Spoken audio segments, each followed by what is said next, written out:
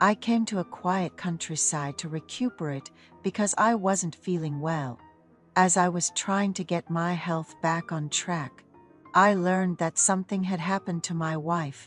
I was born and raised in the countryside and went to college in New York, where I met my current wife on a popular website at the time. Being the eldest of 3 siblings with a younger sister and the youngest, a brother, my sister got married in her 20s, causing my parents to worry about me still being unmarried. I was working for a foreign company in New York, a top choice for college students at the time. I was in the sales department, working on a project that had me dispatched to another company. My brother, who was in the same field, also lacked a girlfriend. One day, he signed up for a site and found my future wife. "Bro, this lady looks really pretty. Try sending her a message. If it works out for you, I want to get a girlfriend too." The woman my brother found seemed very cheerful. With a nothing-to-lose mindset, I sent her a message. She replied the next day, and we started communicating, leading to a meetup the following week. A significant reason why I could marry my wife was that our homes were close. Her place was just 4 subway stops away from mine. On our first date, we ate pork cutlets, had coffee, and then watched a soccer game at a pub the next day. Though she seemed uninterested in soccer, she joined me to support my interests. She had a beautiful and bright personality, and we saw each other every day, leading to a proposal 100 days into our relationship. She nodded silently when I proposed, and we told our parents we were dating and wanted a future together. The following spring, we got married with many blessings. I have a significant wound from when I was young, due to my father's harsh actions, causing many scars. Sometimes, when I'm sleep-deprived or extremely tired, I lose consciousness. But medical checkups show nothing wrong, and I'm quite athletic. On the morning of our wedding, the makeup artist told me about a previous client whose husband fainted during family photos. My wife was shocked, asking what that meant. He hid his illness, and the tension made him collapse, the artist explained. "What happened to them?" my wife inquired. "They came to pick up their album and said their family was furious, wanting a divorce. But what can you do? They're living well now," the artist replied. Hearing this made me inwardly flinch, feeling a connection to their pain. "I've been happy since getting married." My wife whispered her love, saying, "I wish I had met you earlier, so we could have dated for years. Meeting someone like you is my luck. Let's live like newlyweds forever." Initially, it wasn't easy to spend the allowance my wife gave me. I kept my wallet with me, picking up my wife's favorite fruits on my way home. Life felt like playing house. My wife had a demanding job, while mine was just a 5-minute drive from home. She had to commute an hour by subway. Her earnest efforts in balancing work and managing our household endeared her to me even more. Despite my love for exercise, I've never been as physically strong as others, often staying up late for my hobbies.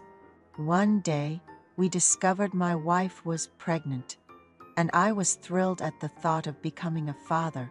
However, she miscarried at 12 weeks, and her bright demeanor faded.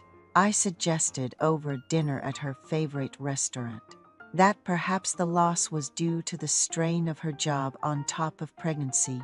I told her, "It might be tough, but you can quit your job if it becomes too much. You know I can take care of us." She decided to wait and see.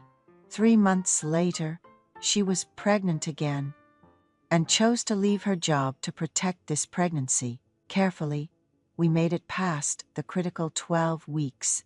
and our baby grew healthy. We welcomed our daughter first, followed by our son the next year, becoming parents to two children born close together. Life was a whirlwind with hardly any restful nights. Elderly advice suggested that raising children close in age might be tough initially, but easier later on. Until the kids were 4, I hardly remember how we managed. There was even a time we had to hospitalize them due to high fevers. Luckily, living in the same apartment complex as my in-laws, their help was invaluable. With the kids, my wife hardly met friends outside instead. She'd invite them over for delivery food and playdates. My career advanced, requiring more of my time, sometimes even on weekends. As the kids started elementary school, my wife began meeting friends for morning exercises or learning new skills at cultural centers. She created an online community to share and gift her crafts.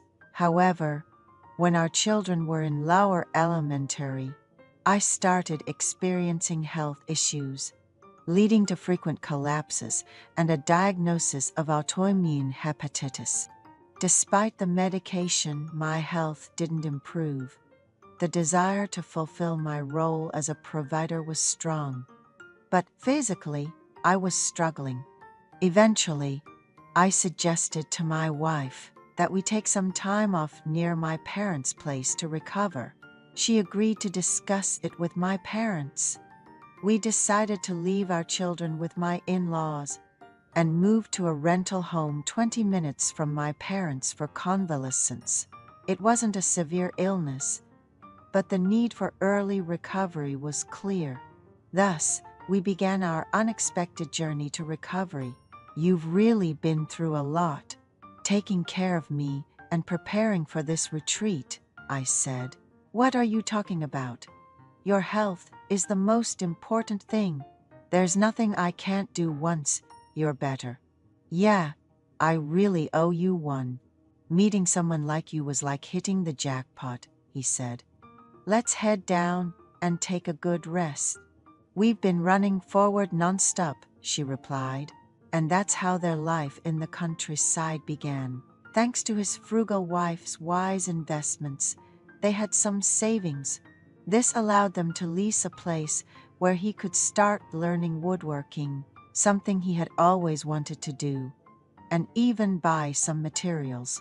With a yard at their disposal, they could work on their projects without worrying about noise. His wife constantly reminded him not to overdo it, and they took daily walks around the house and got plenty of sleep. He, having always been handy, fell in love with the charm of woodworking and began creating pieces one by one. His wife started selling crafts she learned to make at the community center online. Luckily, former executives from his company who had resigned offered him work so he could also have a side job. Although their income wasn't what it used to be, it was enough to indulge in their wants and buy materials. Enjoying the freedom to work at their own pace without the pressure of commuting was a blessing, and he felt his health improving. His city-born wife missed the bustling city life despite the poor air quality, but she enjoyed living in the countryside too. There were many abandoned houses near their home, and a few elderly women in their 80s and 90s. Greeting these seniors during their walks made them naturally share their story, allowing them to feel the warmth of the countryside. One morning, while they were eating, an elderly lady called out, "Hey, young dad, come out. I've brought some potato soup for a snack. I picked some doragi. It's good for your health," another added. These seniors looked after the couple, attentively, prompting them to buy protein drinks for them in gratitude. Then one day, a young man moved into the house across from them. The house had been occupied by a couple who moved to the city to help their son with his children. The new neighbor, a tall and handsome man, said living in the countryside was on his bucket list, and he wanted to experience it before getting married. Despite the convenience of city life, he felt it was now or never. He was a sports massage therapist and never short of work due to referrals. His wife, always keen on learning new things, suggested he try getting a massage from the man after receiving a sports massage. He had the best sleep since moving to the countryside. His wife began visiting the man's house regularly to learn massage techniques. He also taught them lymphatic massage. Every night, she would give him a lymphatic massage, ensuring a good night's sleep. However, he started noticing changes in his wife. She hadn't worn makeup since moving, but she did when visiting the neighbor. He brushed it off, thinking she just wanted to wear makeup occasionally, a mistake on his part. His wife had been giving him nightly massages before visiting the neighbor. He felt like he had been hit with a hammer when he learned about his wife's outings from Elawan, an elderly lady who often brought them snacks.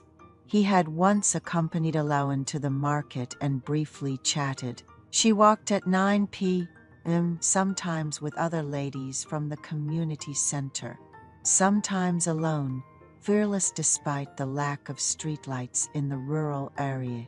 Concerned for her safety, he had suggested she exercise in her yard instead. Laughing, she had replied, "What business would an old lady like me have? A short walk helps me sleep well." That morning, Grandma Elawan showed up at our doorstep. "My wife had just stepped out. Don't be startled, but a few days ago, while taking a walk, I saw your wife entering the house across the street. Was she bringing them some side dishes at night?" I didn't think much of it, completed my walk. And when I passed by again, I could hear laughter coming from inside, standing quietly in front of the house. Elawan could clearly make out that it was indeed my wife's voice leaking from inside. I was infuriated to realize I had been asleep, unaware that my wife had gone out. I wanted to confront my wife, but it wasn't possible. She usually put me to bed at 9 p.m., and I had set an alarm for that. Right at 9, she would start giving me a lymphatic drainage massage, and I'd fall asleep immediately. The alarm was set for 9:10 p.m. Waking to the alarm, I found my wife was already out. The front door of the neighbor's house was firmly shut, but I could hear voices inside. My wife was sighing, "It feels so good," and she didn't return home until 1 a.m. She went to the neighbor's house every night. It wasn't right for a wife to leave her husband asleep and go out, and I began to wonder whether I should forgive her or if it was time to reassess our marriage. Elawan happened to pass by, so I greeted her, and she asked if I could pick up some soap and detergent from the store if I was going. My wife had left for the market that morning. I invited Grandma inside and discussed what she had witnessed, questioning what I should do next. Do what feels right. If you can think of it as a passing breeze and let it go, do that. Divorce isn't easy. Think about the kids, she advised.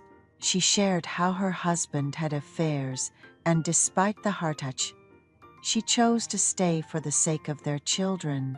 But when he passed away, she felt nothing. Living here had improved my physical health, and I felt it was time to move to New York. I had an interview for a job reentry last weekend and was waiting to hear back. Grandma thanked me for sharing, mentioning, "After the old man went to heaven, I sometimes miss him. Maybe that's what marriage is." We spent that day together. Afterward, Grandma visited our home a few times. Eventually, My wife and I harbored significant secrets while living in the countryside. Then, I received the job offer. Packing for the move, Grandma Elowen gifted me a bottle of homemade plum extract, whispering, "I've put a note inside for you to read alone." It read, "Thank you for making me feel like a woman. Take care of yourself." I made a serving cart for Elowen, tailored for her bent back, as a token of my appreciation for helping me understand my wife's actions and deciding what to do next. Now in New York, amidst the bustling life, I occasionally miss our life in the countryside.